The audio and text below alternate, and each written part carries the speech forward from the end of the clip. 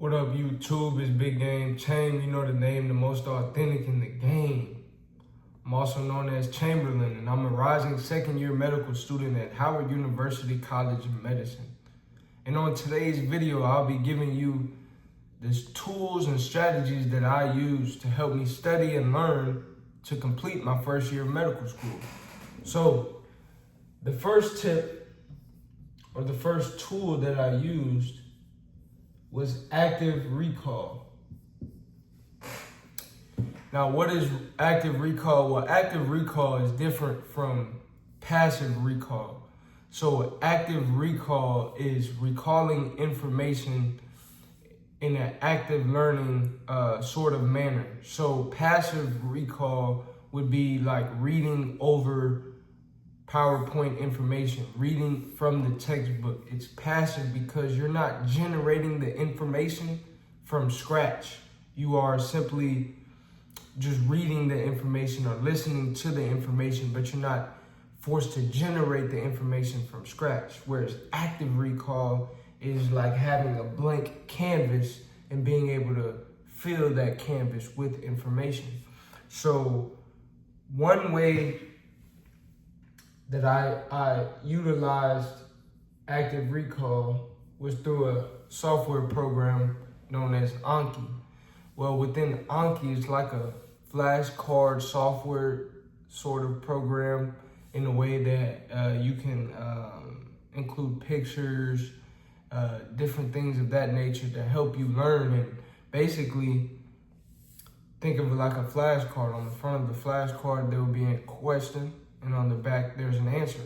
So I used to use this, question and answer technique to help me practice active recall. So instead of looking over a PowerPoint over and over and over, I would turn that PowerPoint, or I would use Anki to create flashcard decks, right? So Anki will create flashcard decks, and those Anki decks would help ask questions based on the information within the PowerPoint. And I would have to answer that question without any multiple choice answers that guide me along the way. So that was a great tool of mine that I use, that I recommend. Another tool that I used that helped me a lot were mnemonic devices.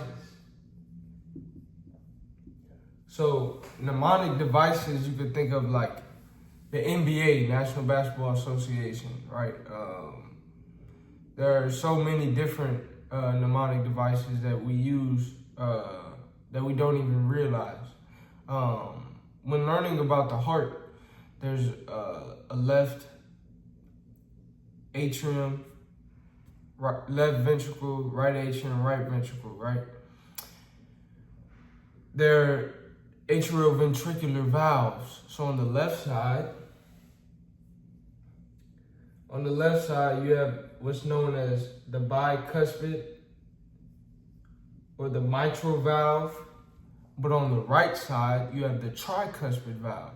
So one mnemonic that I came up with was that LeBron is a basketball mogul who is really talented, right? LeBron James, right? LeBron is a basketball mogul that is really talented. Well, so LeBron, basketball mogul. So left equals bicuspid or mitral valve, while the right side of the heart has the tricuspid valve.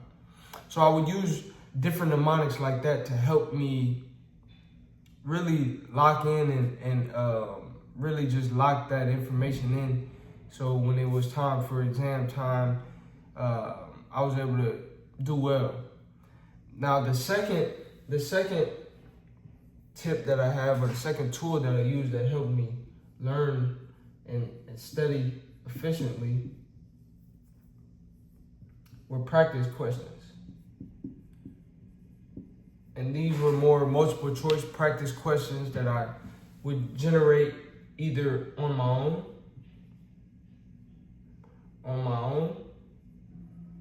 or using AI software. So when using AI software, what you can do, you can place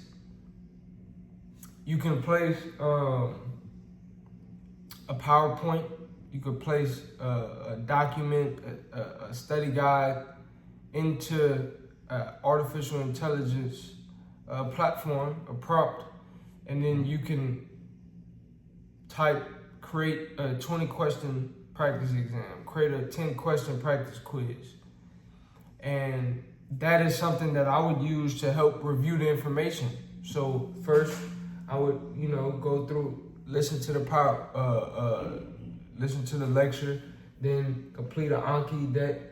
From that, make some mnemonics to help me learn the information faster and help the information stick. Then I would also utilize practice questions, right? Which is also somewhat a form of active recall in a way, because, you're actively testing and you're able to see, okay, how well do I really know this information? Because you may skim over a PowerPoint, skim over a document, and think you have a good understanding of it. But when you take practice questions, then you are able to really see, do I really know this information or not?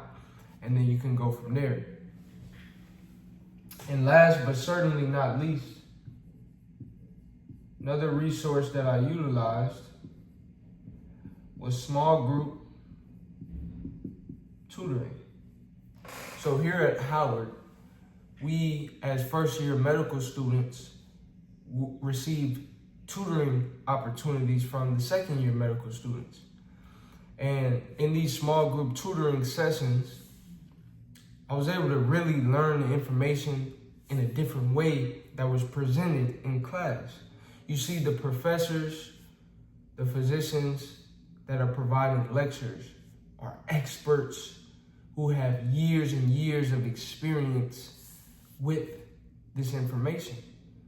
However, sometimes as first-year students, you may be able to digest and absorb the information better from a fellow student who is also a first-year student, or a second-year student, or a third-year student, who may be someone who more recently learned that information and can explain it from a different perspective.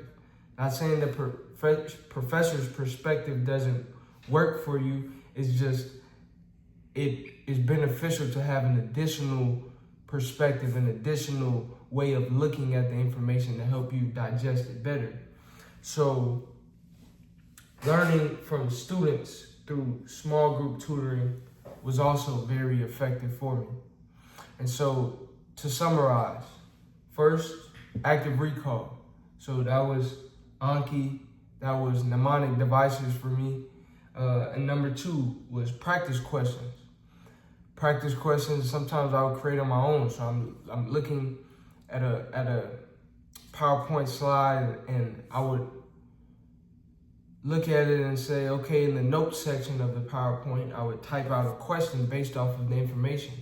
And then I would drag the notes section and enlarge that and make the actual PowerPoint slide essentially almost invisible. And then so now when I would review that PowerPoint again, I would go through the PowerPoint just looking at the notes section, which was full of questions that I created by myself. And I would go and use my whiteboard and answer those questions. And if I struggled, then I would, maximize the PowerPoint slide to check the answer. But that was a way that I also would utilize practice questions, or using AI platforms to help generate practice questions. And last but certainly not least, small group tutoring was very effective in learning from my classmates or from second-year medical students or third-year medical students to help me complete my first year of medical school. And so whether you're in medical school, whether you're a pre-med, high school student, you can still utilize these strategies to help you learn the information that you need to learn. If you enjoyed this video, like, comment, subscribe. Let me know what you would like to see next, and I will see you on the next video.